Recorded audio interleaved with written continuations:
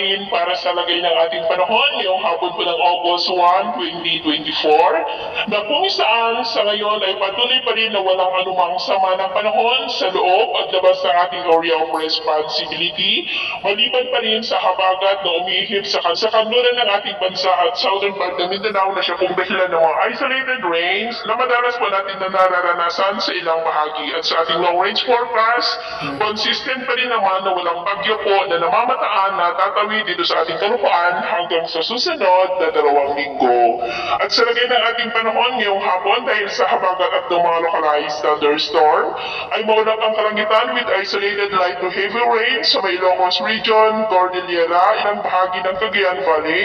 Central Luzon, Metro Manila, Calabarzon, Mimaropa, Bicol Region, Panay Island, Negros, Cebu, Bohol, Leyte, Samar Provinces, Basilan, Zamboanga Peninsula, Northern Mindanao, Caraga, Davao Region at Sorsogon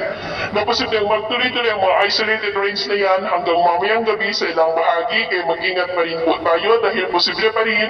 ang mga banta po ng mga pagbaha at pagguho ng lupa.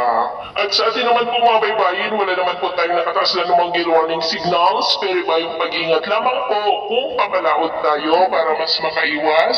sa mga sakunang